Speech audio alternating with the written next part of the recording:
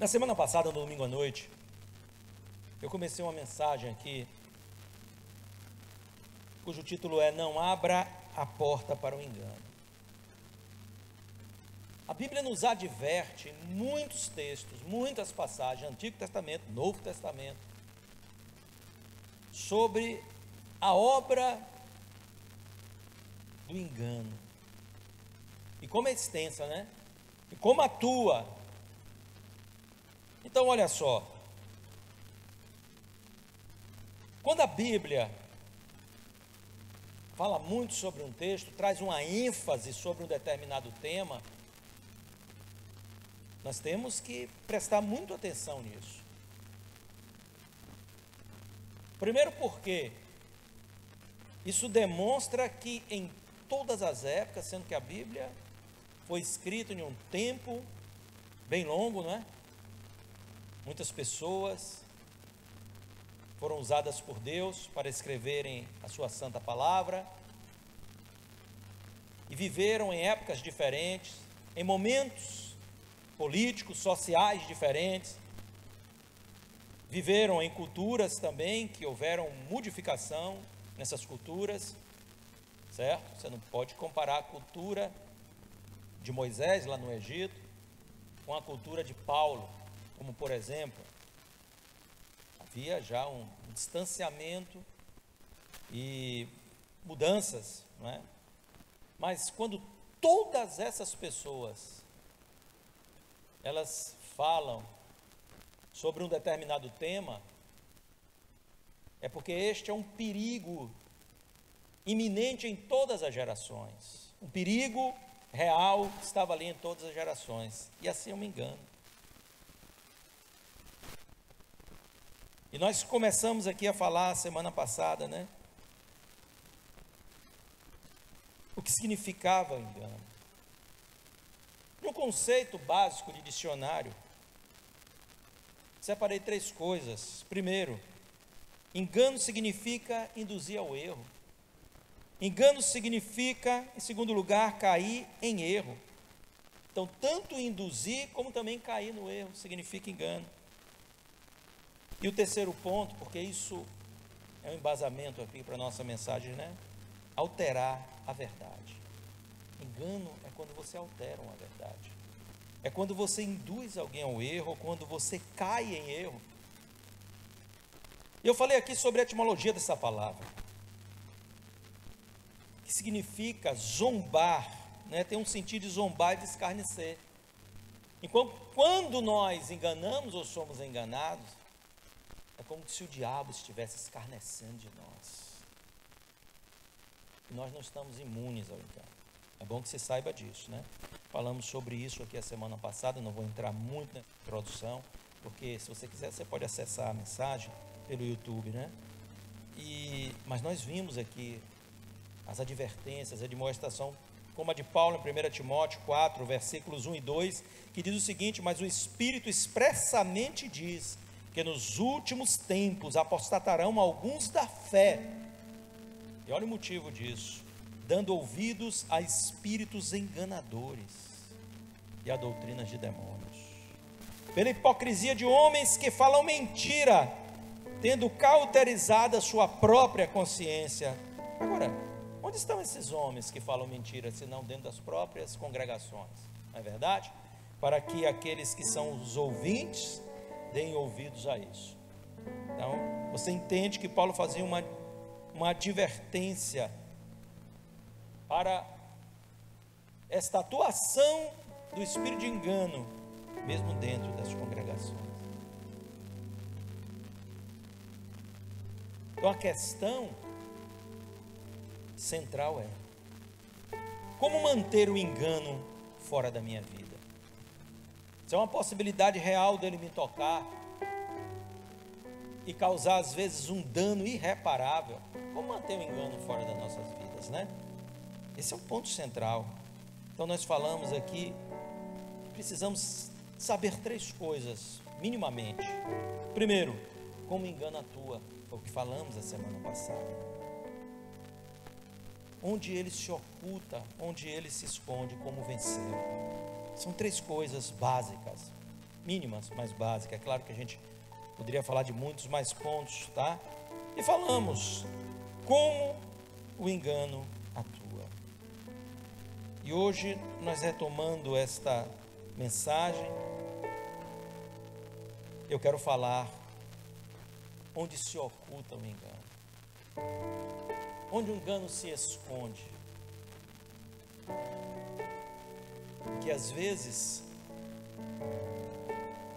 a gente precisa saber onde está o covil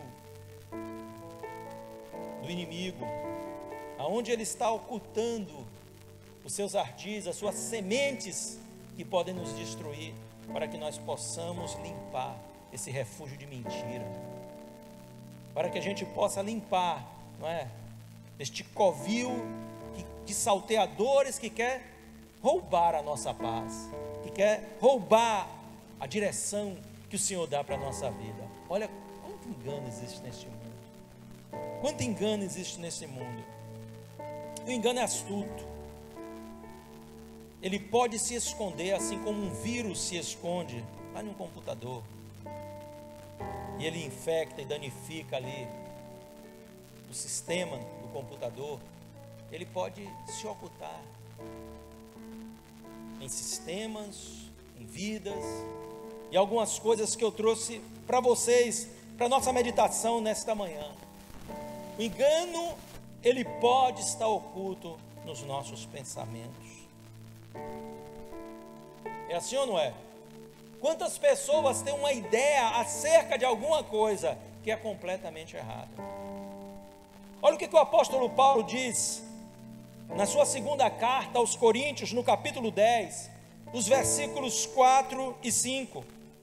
Ele diz o seguinte: porque as armas da nossa milícia não são carnais, e poderosas em Deus para destruir fortalezas, anulando nós sofismas e toda altivez que se levanta contra o conhecimento de Deus, e levando cativo todo o pensamento à obediência de Cristo. Olha que palavra, irmãos. De que ele está falando? Ele está falando da nossa mente. Essas fortalezas são fortalezas que muitas vezes aprisionam os nossos pensamentos, a nossa mente. É um engano que está ali. Você sabe o que é um sofisma? O sofisma é um conceito errôneo de alguma coisa, com aparência do que é certo, que tem um propósito de realmente engodar você, enganar você. Isso é um sofisma. É algo que você considera bom, é algo que você pensa ser bom, mas não é. Ele tem aparência de bom, mas ele tem um propósito de iludir e de enganar. É como alguém que diz ser, ou ter uma atitude, ou ser alguém bom, mas então você discerne que aquilo é um engano, aquilo na verdade tem um propósito. Então muitas vezes o engano está nos nossos pensamentos, do que pensamos acerca de nós mesmos. Será que você está certo naquilo que você pensa acerca de você mesmo? Tanto naquilo que é positivo, nós precisamos fazer uma autoavaliação, se está concorde à vontade de Deus, à palavra de Deus, porque às vezes nós temos um autoconceito de nós mesmos que não corresponde à realidade acerca de quem somos. Há um exemplo muito clássico disso na palavra de Deus, quando Jesus manda que se escreva a Laodiceia. Tu dizes: eu sou rico, sou abastado, não tenho falta alguma, não preciso de nada. É assim ou não é? E Jesus diz: mas eu te digo uma coisa, você é um miserável, pobre, cego e nu. Então às vezes nós homens construímos um conceito errado e temos um pensamento errado acerca de nós mesmos, e precisamos fazer aquilo que a palavra de Deus nos diz, examinar a nós mesmos, olhar para o nosso coração, olhar para a nossa vida. O apóstolo Paulo fala sobre isso, 1 Coríntios capítulo número 11 lá, quando ele fala sobre a Santa Ceia, ele diz: examine o homem a si mesmo. E se nós nos examinarmos, e se nós nos julgarmos, não precisaremos ser julgados por ninguém, diz o apóstolo. Às vezes nós temos um pensamento depreciativo acerca de nós, mas será que é isso que Deus diz que somos?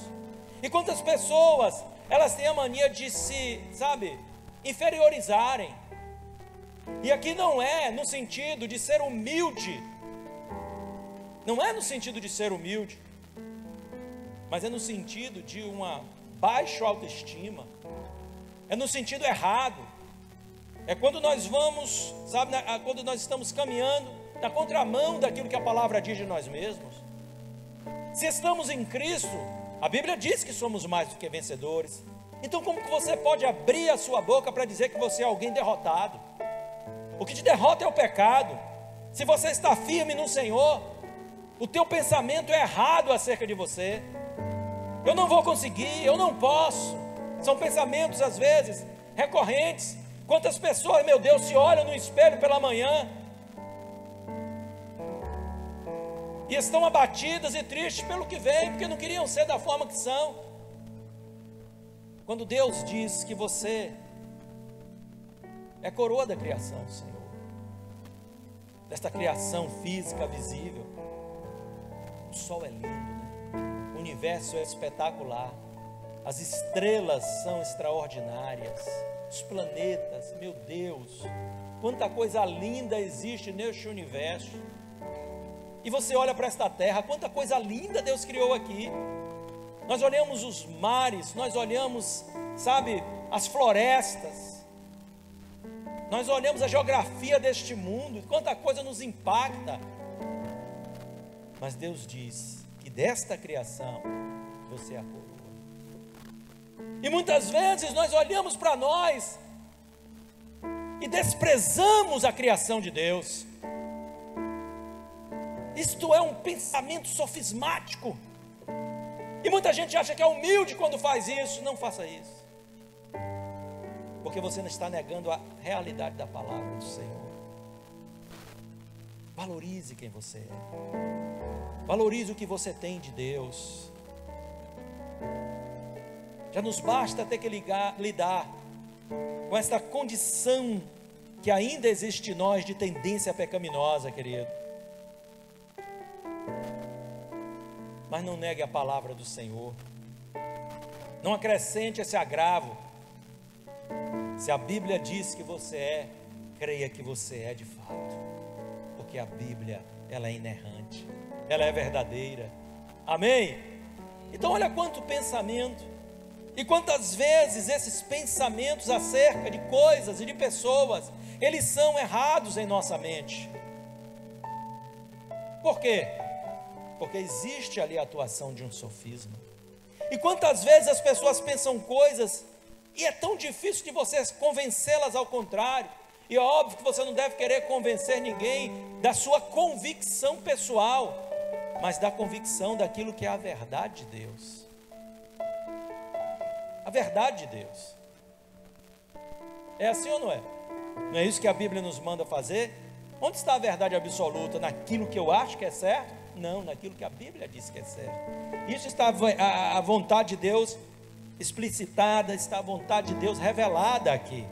Então é através da palavra. Mas às vezes o nosso pensamento, ele não está, como diz aqui, cativo à obediência de Cristo, mas estamos nos insurgindo contra a vontade do Senhor. Cuidado com o que você pensa, porque pode existir muito engano naquilo que você pensa. Como que você afere isso? Pela palavra.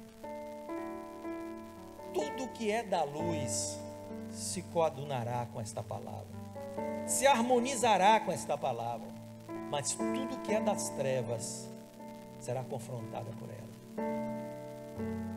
Então você já, mas será que isso é errado? Nas mínimas coisas, será que a gente falar uma mentira, pastor, para resolver um problema errado? Mas você vai na palavra, e a palavra diz que o pai da mentira é o diabo. Você é filho de quem? De Deus ou do diabo? Com o Senhor está a verdade. Não existe engano nos lábios do Senhor, mas existe todo engano e toda mentira nos lábios de Satanás. Então você entende que essa história que você aprendeu aí fora, de que uma mentirinha para resolver um problema não faz mal a ninguém, isso é um sofisma, isso é um engano. E você precisa pensar, trazer o seu pensamento à obediência de Cristo. obediência da palavra, da vontade do Senhor. Mas também o engano, ele se oculta nas palavras. Quantas palavras enganosas, hein? Quantas palavras enganosas nós ouvimos, e quanto poder de persuasão no engano das palavras. Quantas vezes as palavras, elas têm o poder de modificar a nossa forma de pensar, a nossa forma de agir. Eva era uma pessoa, eu não sei se eu toquei nisso aqui a semana passada, mas quem era Eva? Eva gozava de uma intimidade com Deus extraordinária, porque a palavra de Deus diz que acontecia na virada das tardes, a manifestação ali, uma teofania. O Senhor estava com eles na viração da tarde no jardim do Éden. Meu Deus, imagine isso.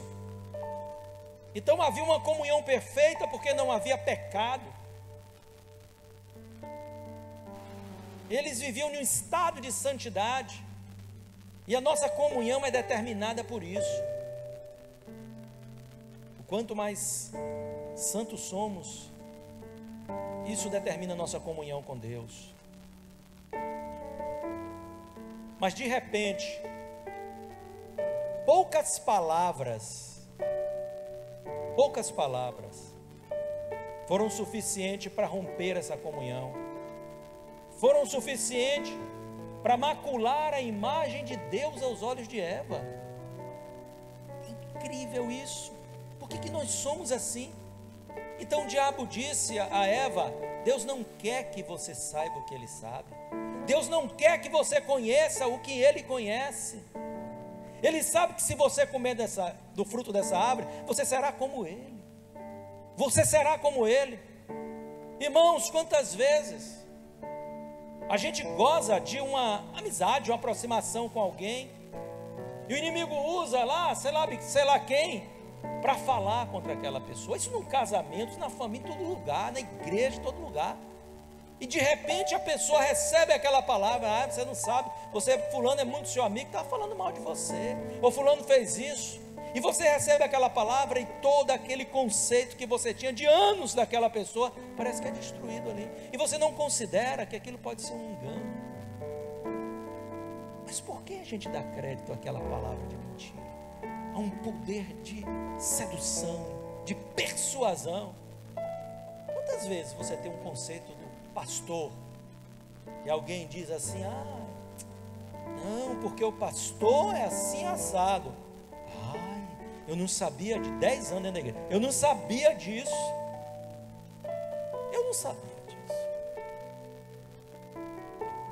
Até o mundo lá fora dá o privilégio da dúvida, mas muitas vezes aqui dentro nós somos cruéis uns com os outros. Muitas vezes é assim ou não é?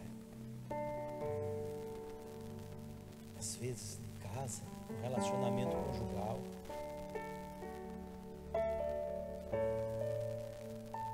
nós temos que ter muito cuidado com o engano que está nas palavras.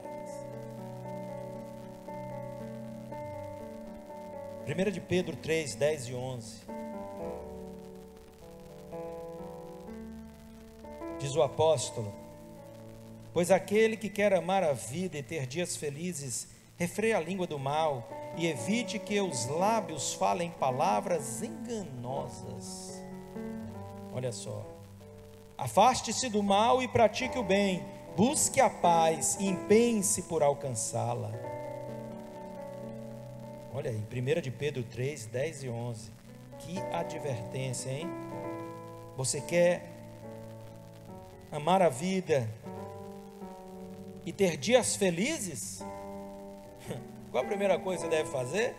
Refreie a língua do mal e evite que seus lábios falem palavras enganosas. Quanto engano, irmãos.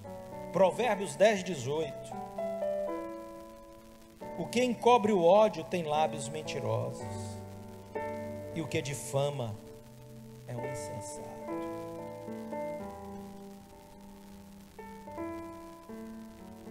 Às vezes a pessoa está ali cheia de rancor no coração, mas as palavras são enganosas, não é?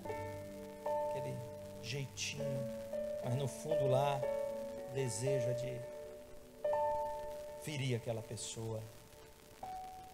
A questão daquilo que falamos é tão séria, a nossa língua, que Tiago dedica no capítulo de número 3, uma boa parte da sua escrita, aquilo que a gente tem como capítulo 3, né? Uma carta original, né? No original. Mas, olha o que ele diz. Tiago capítulo 3, verso 2: porque todos tropeçam em muitas coisas.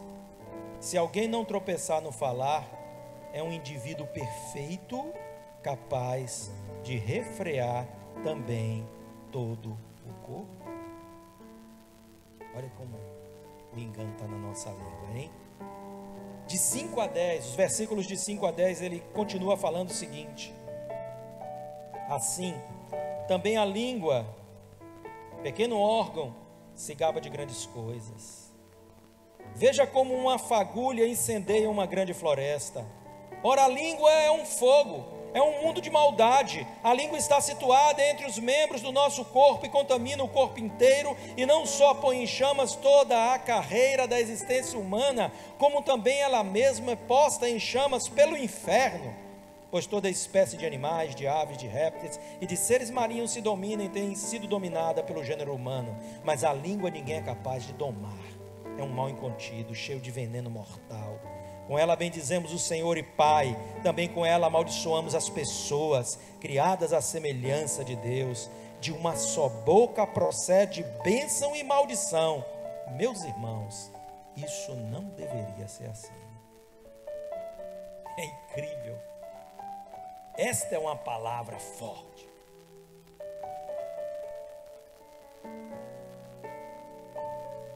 Quanto engano existe naquilo que você fala? Será que em algum momento nós não temos permitido que o inimigo use a nossa língua, a nossa fala, para prejudicar pessoas, para trazer o engano sobre situações, propagar situações que a gente nem sabe se aquilo é verdade, e a gente começa aquela rede de mentiras, não é? Que um passa para outro, que passa para outro, que passa para outro, que passa para outro. Quando a gente vai ver, a coisa já perdeu o rumo. E o reparo deste dano? Quão difícil é, depois que se destrói ou a reputação, ou a verdade sobre algumas coisas, porque hoje não vale muito o que é verdade.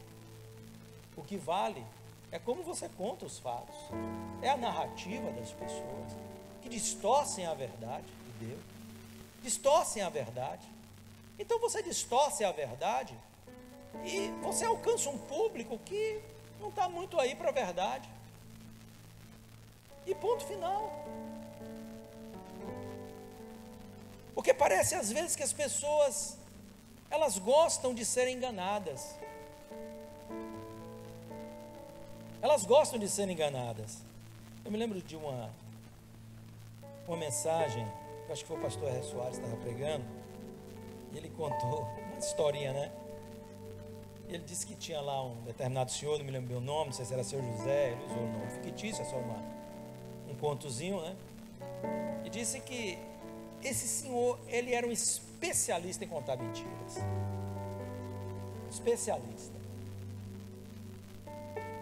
E 2 irmãos, filho de uma viúva, ia passando ali, estavam na roça, né? Ali, capinando e tal. E veio esse senhor lá na mula, descarreirado. E eles gritaram: senhor José, conta uma mentira aí pra gente. E o senhor José disse assim: agora eu não posso não, porque a mãe de vocês passou mal, caiu lá no chão, estou correndo para buscar um médico ali na cidade. E esses meninos soltaram as enxadas e foram desesperados para casa. Chegaram lá, tá a mãe lá cozinhando. Mãe. E ela: o que foi? E eles disseram: a senhora está sentindo alguma coisa? A senhora passou mal? Eu estou bem. Ah, mas senhor, você não sabe que ele é um mentiroso. Aí falaram: vamos dar uma surra naquele velho quando ele volta. E ficaram esperando ele. Quando ele voltou, aí cercaram ali ele. Disseram: rapaz, você é um mentiroso, a gente quase morre do coração aqui. Como é que você conta uma mentira dessa? E ele disse: vocês não pediram para ouvir uma mentira? Tem muita gente que está doida para ouvir uma mentira. Uma mentira acerca daquela pessoa que você não gosta. Que alguém diga para você que talvez ela é o que ela nem seja de fato, mas eu não gosto dele. Então você está doido para ouvir uma mentira. Você às vezes fica doido para ouvir. Tem gente que fica doido para ouvir a mentira de alguém que chegue para ele e diga que ele é o que ele nunca foi, que bata nas costas dele e diz: você é demais. É assim ou não é? Que infla ali o seu ego, mas ele quer ouvir a mentira. Não é nada daquilo, mas ele quer ouvir a mentira. E se você quer ouvir a mentira, o diabo está doido para lhe contar uma mentira. E ele vai usar alguém para lhe contar uma mentira, para perturbar a sua vida, para tirar a sua paz, para tirar você do caminho da vontade de Deus. O engano está nos lábios, cuidado com isso. Jesus adverte sobre os falsos mestres, sobre os falsos profetas. Quem são estes homens? Pessoas que proferiam a palavra de Deus e o engano estava nos lábios deles. Porque o diabo, ele é sujo. E onde ele acha uma oportunidade, ele vai atuar. Ele tentou o próprio Cristo, não vai tentar a mim e a você? A coisa é séria. O engano pode estar nos lábios. Eita, que isso aqui eu já falava o resto da manhã disso aqui, nem precisa nem falar de mais nada. Às vezes o engano está dentro de uma família, irmãos. Pessoas astutas, a gente vê filhos enganando pais, pais enganando filhos. Às vezes a gente vê entre irmãos, tanta coisa tão ruim, tanto engano às vezes. Semana passada eu citei o exemplo aqui de Jacó. Em Gênesis 27, versículos 35 e 36, na fala de Isaac, pai de Jacó e de Esaú, e na fala de Esaú, seu irmão. Olha que peça era Jacó, hein? Diz assim: mas Isaac respondeu: seu irmão veio com astúcia, tomou a bênção que era sua. Ele enganou o pai. Porque o pai já era cego. Ele vestiu as roupas do seu irmão Esaú, preparou a sua mãe ajudou ele, né? Preparar um guisado, levou para o seu pai. E porque o irmão dele era muito peludo, ele era liso, e o cheiro da roupa do irmão, tudo isso foi motivo de Isaac disse: mas a voz não parece muito a voz de Esaú. Mas ele passou a mão: é tu mesmo, meu filho Esaú? E Jacó disse: sou. E aí ele cheirou a roupa de Isaac, que tinha o cheiro do campo, e ele achou que era Esaú. E ele então abençoou Jacó, né? E então Esaú disse, verso 36: não é com razão que ele se chama Jacó, que significa traiçoeiro, pois já 2 vezes me enganou, tirou o direito da primogenitura e agora tomou a bênção que era minha. E perguntou: então o Senhor não reservou nenhuma bênção para mim? Ele pergunta ao pai, né? É claro que nós não estamos inocentando Esaú, porque a gente conhece a história de Esaú. Sabe que ele foi profano e vendeu a sua primogenitura porque ele não viu relevância naquilo, na bênção de Deus, na vitória de Deus na sua vida. Tem muita gente assim também. Existe engano na igreja congregada, não na igreja de Jesus, nessa instituição espiritual, mas na congregação, muitas vezes existem enganos. Apocalipse capítulo 3, verso de número 1, falando sobre a igreja de Sardes, o Senhor diz: ao anjo da igreja em Sardes escreva. Ele manda que João escrevesse: estas coisas diz aquele que tem os 7 Espíritos de Deus e as 7 estrelas. Conheço as obras que você realiza, que você tem fama de estar vivo, mas está morto. Olha quão sério é isso. Você tem fama, em outras traduções, de que vive, mas você está morto. Eu posso pensar em Sardes como uma igreja de aparência.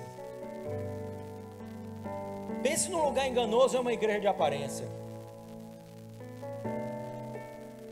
Porque nós somos levados a atribuir relevância àquilo que vemos.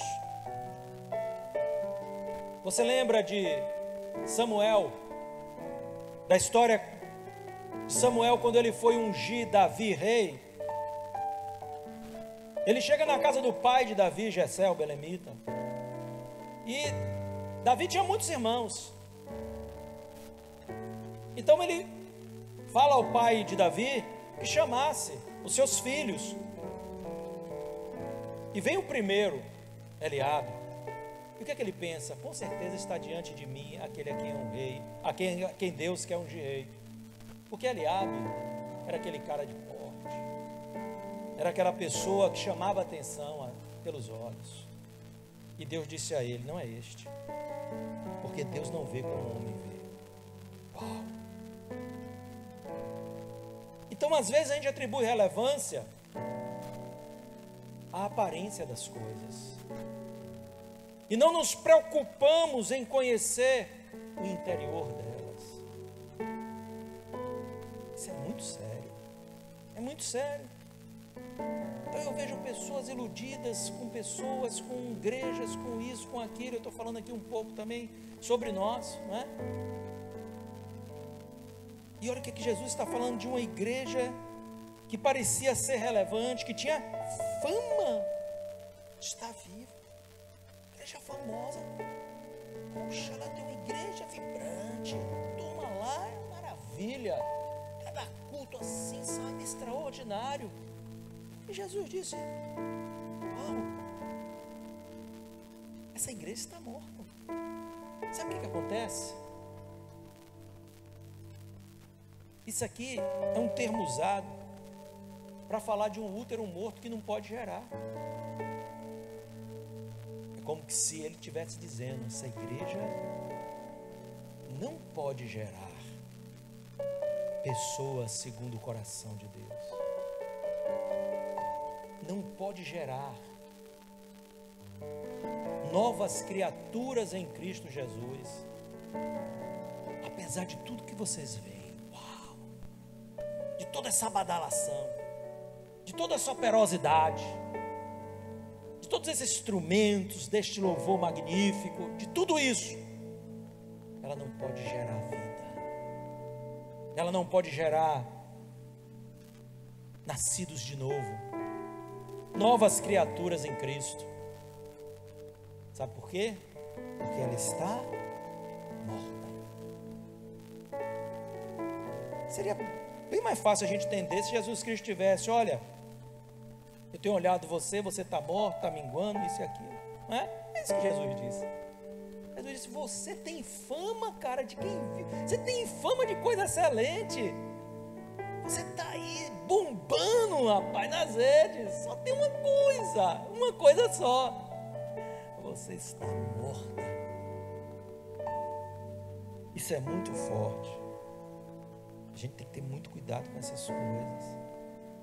A gente tem que ter cuidado com o abrigar do pecado no seio da igreja.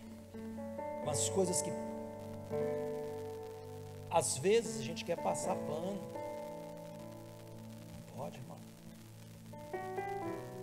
Igreja é um lugar de santidade. O que traz a presença do Senhor no meio da congregação não são os louvores que são entoados com os melhores equipamentos e as melhores sabe, vozes que se pode pagar, não é nada disso. Mas é uma igreja santa, sem mácula, sem rugas e sem manchas, que é um símbolo de pureza, de santidade. E no final das contas, isso é o que vale aos olhos do Senhor.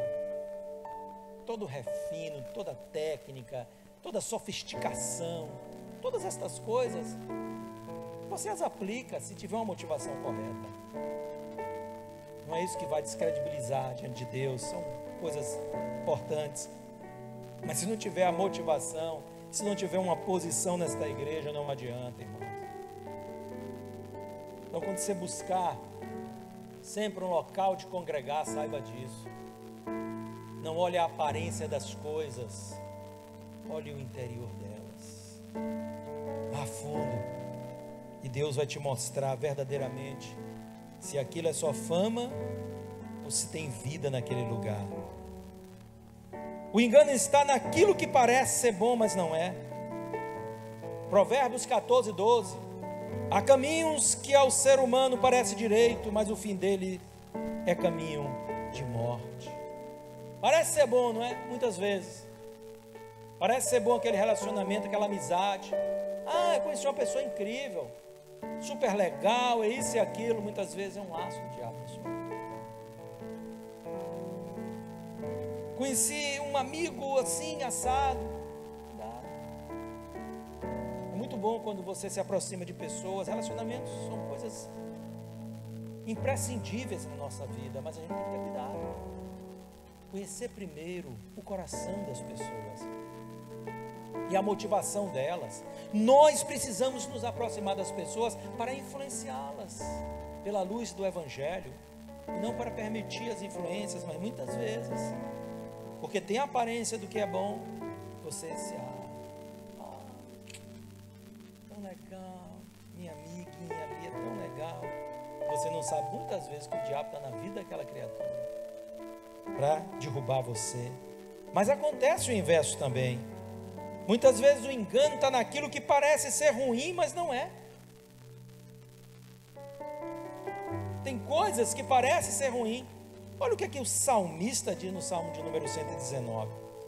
Foi bom que eu tivesse passado pela aflição, para que aprendesse os teus decretos. Ninguém quer passar por aflição. Até porque ninguém é masoquista, não é? Será que toda aflição é ruim? Não, nem toda aflição é ruim. Parte de quem você é hoje veio da educação do lar, e fez parte da educação do lar, para alguns de nós aqui, às vezes tomar aquelas palmadas, aquela surrinha básica, ou pelo menos aquele castigo. Eu creio que todo mundo, né? O pai teve que dar um castigo aqui uma hora, porque para trazer para dentro dos limites. É assim ou não é? É assim. Então, você perguntou a uma criança: você quer apanhar? De jeito, Deus me livre desse mal, não é verdade? Você perguntou a criança: você quer um castigo? Misericórdia, de jeito nenhum. Quer ficar sem pegar nesse celular, menino? Quer ficar sem pegar? Não, ele não quer de jeito nenhum.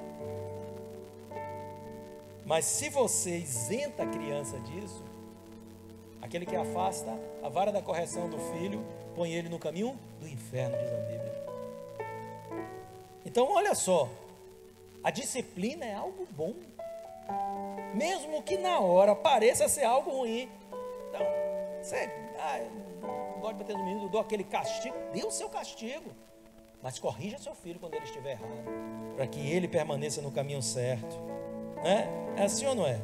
Então parece ser algo ruim, mas não é algo ruim. Disciplina é algo bom. Agora, uma criança entregue à sua própria sorte, de que ela vai se tornar? Uma pessoa que não sofre a disciplina, e às vezes nós, como filhos de Deus, a Bíblia diz que Deus disciplina a todos quanto ama. E se vós estáis sem disciplina, não sois filhos, mas bastardos. Então muitas vezes a coisa aperta e você: ai meu Deus, o que é isso? O diabo se levantou contra mim. Às vezes é Deus. O inimigo às vezes vem, Mas o inimigo não pode tocar você se você estiver na posição, Deus não vai dar permissão disso. Nosso negócio é com Deus. Então é melhor você pensar primeiro, por que Deus está permitindo isso na minha vida? Às vezes Deus até permite, para que você seja corrigido sobre algo, chame sua atenção sobre alguma coisa. E aí a gente para pensar e analisar, não é? E isso nesse sentido é bom. Não é o sofrimento que é bom, mas o que ele produz que é bom. O sofrimento em si pode ser bom, né? Mas o que ele produz é bom.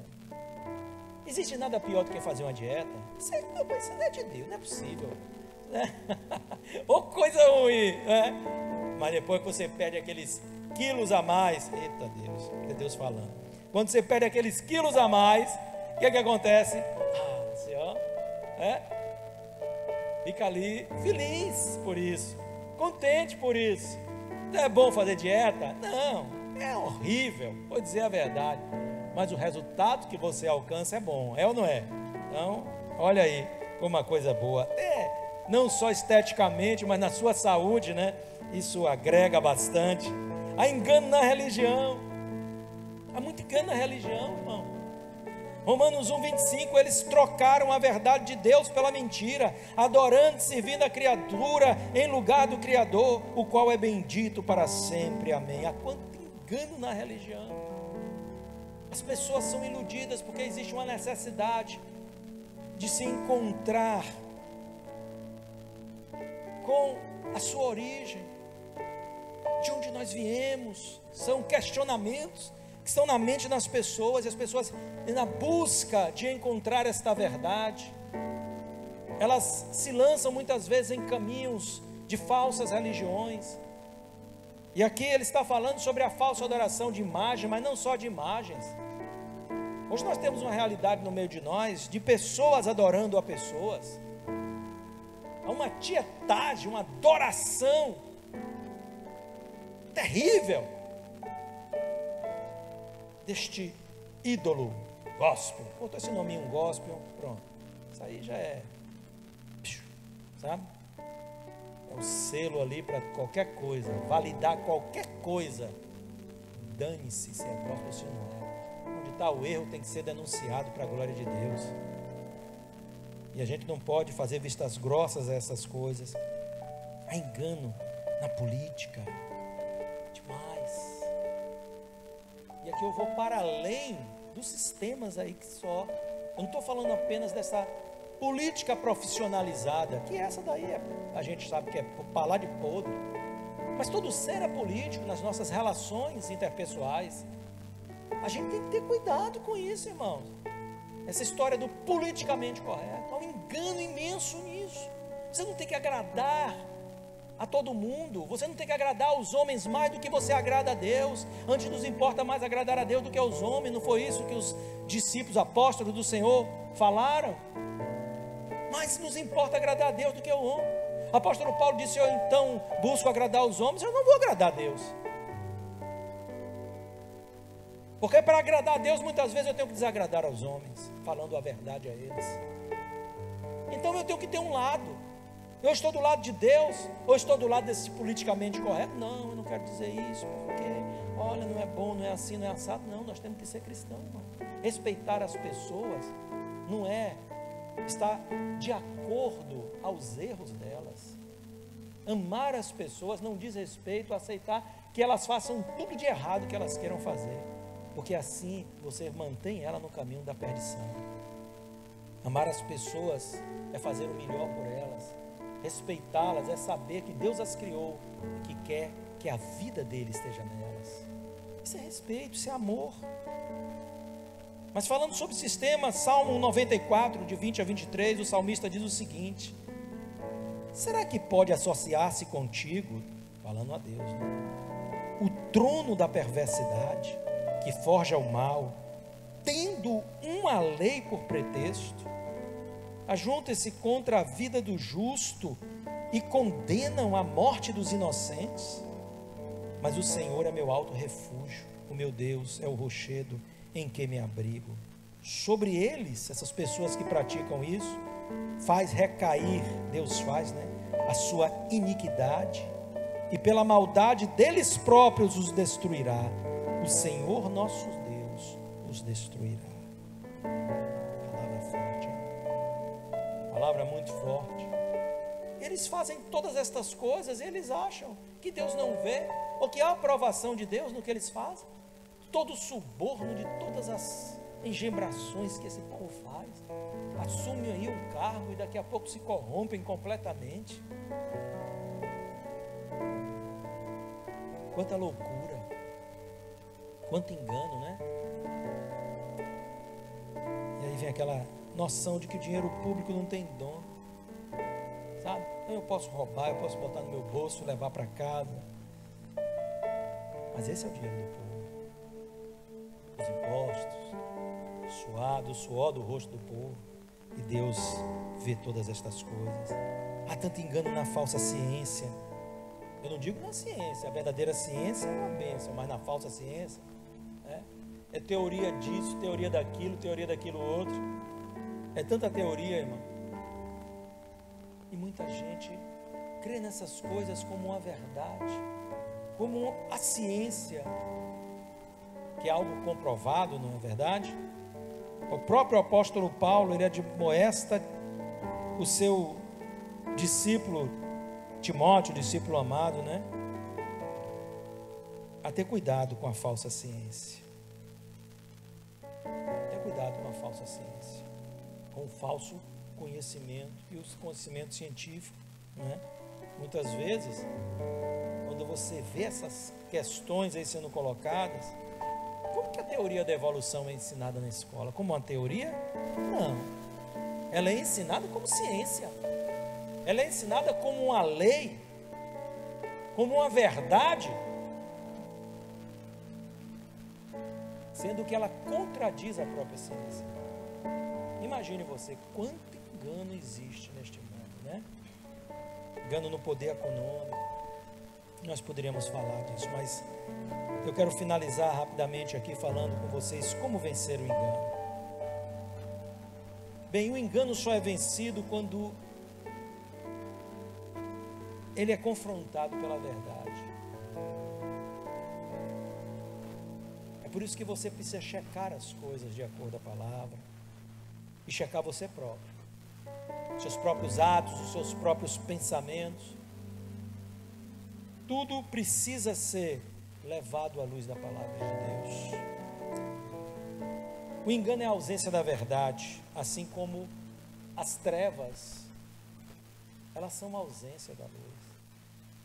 E aqui eu vou demonstrar um princípio para vocês. As trevas existem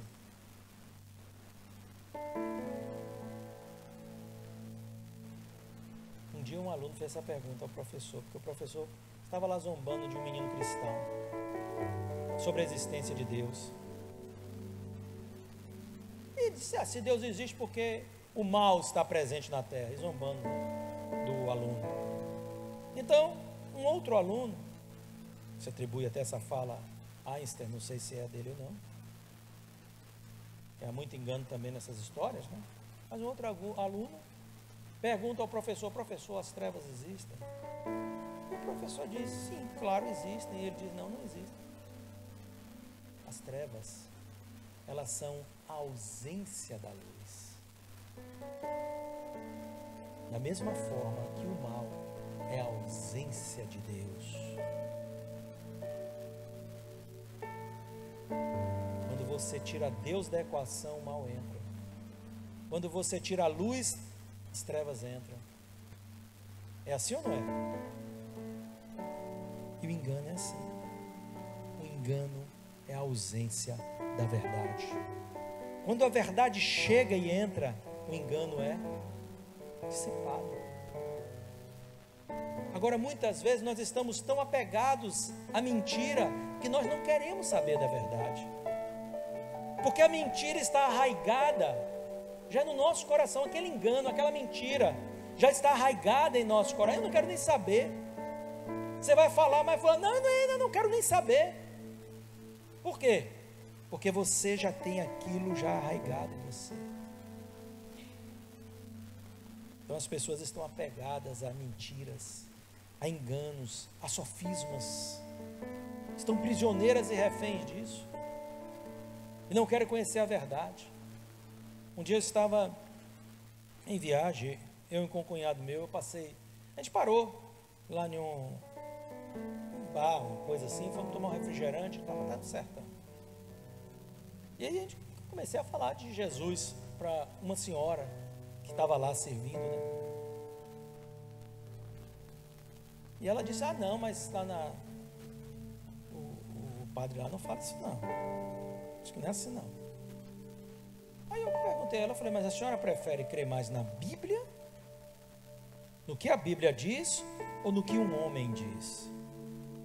Independente de que ele seja, padre, pastor, não importa. Nesse sentido aqui não importa, entendeu? Importa se está falando a verdade ou uma mentira. Então, você prefere mais acreditar na mentira, naquilo que o homem fala, ou naquilo que a Bíblia fala? Ela disse, não, eu creio mais no que ele fala. É brincadeira? Ou seja, ela estava tão apegada àquela mentira, que não lhe interessava saber a verdade. Ela preferia continuar no engano. Quantas pessoas são assim? Você está falando a verdade de Deus para elas. Não, mas olha, eu tenho a minha vida. Não, mas olha, eu tenho a minha religião. Não, eu tenho os meus costumes, eu tenho os meus hábitos. Não, mas é... Você está caminhando para o inferno. Jesus traz a verdade para você, para mim. E nós dizemos a Ele, nós queremos ficar com o engano. Nós queremos ficar com a mentira do diabo. Nós queremos isso. Então, como isso é possível? A verdade de Deus nos liberta. João 8, 31 e 32. Então Jesus disse aos judeus que haviam crido nele: se vocês permanecerem na minha palavra, são verdadeiramente meus discípulos e conhecerão a verdade, e a verdade os libertará. Conhecerão, quer dizer, se há uma verdade é porque também há um engano, e a verdade os libertará. Em Romanos 12, 2 e 3, você conhece esse texto bastante também. O apóstolo Paulo diz a esta igreja: não vivam conforme aos padrões deste mundo, mas deixem que Deus os transforme pela renovação da mente, esta metanoia, né? Para que possam experimentar qual é a boa, agradável e perfeita vontade de Deus. Porque pela graça que me foi dada, digo a cada um de vocês que não pense de si mesmo além do que convém. Pelo contrário, pense com moderação, segundo a medida de fé que Deus repartiu a cada um. O que ele está dizendo? Ele está dizendo, gente, não vivam pelo padrão deste mundo, não se conformem com isso.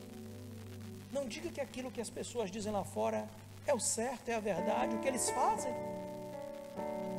Não é porque você gosta deles que você precisa estar vivendo o engano deles. E muitas vezes nós temos o afã de sermos aceitos, principalmente nossos jovens, nossos adolescentes, tem um afã de serem aceitos no grupinho. E ali ficam presos naquele engano. Quantos começam a usar drogas para serem aceitos em um grupo? Quantos começam a beber para serem aceitos em um grupo? Quantos começam a viver uma distorção sexual para serem aceitos no grupo? Mas eu não quero ficar mal com meus amigos. E você quer o quê? Ficar mal com Deus? Ou com a sua própria vida? Meus amados irmãos, o versículo que nós usamos no início da semana passada está em Tiago capítulo 1, verso 16. E ele diz assim: não se enganem, meus amados irmãos. Ele transfere essa responsabilidade para você próprio. Você tem o dever de ser esta pessoa que policia, que fiscaliza a sua mente, a sua vida, o que você ouve, o que você fala, como sua visão processa as coisas, para que você não seja um refém do engano. Nós estamos vivendo em um mundo enganoso. Além do diabo e seus espíritos malignos, nós estamos vendo o espírito anticristão que está sendo aí disseminado de uma forma muito intensa nesse tempo. E nunca houve uma atuação de engano como há nesse tempo, nos nossos sistemas. E nós precisamos ter todo cuidado com isso, para que não nos tornemos vítimas do espírito do engano que opera neste mundo, em todos os sistemas deste mundo. Então vamos estar alertas, vamos examinar todas as coisas à luz da palavra de Deus, até aquilo que nós achamos de nós mesmos, para vermos se estamos na verdade ou se estamos na mentira, e corrigir-nos enquanto é tempo, porque aquele que há de vir virá, Jesus, e Ele não tardará. Vamos abrir os nossos olhos, irmãos, porque os dias, eles são maus, mas o Senhor nos dá força para vencer. Amém? Que Deus nos abençoe nesta manhã. Vamos ficar em pé? Vamos fazer um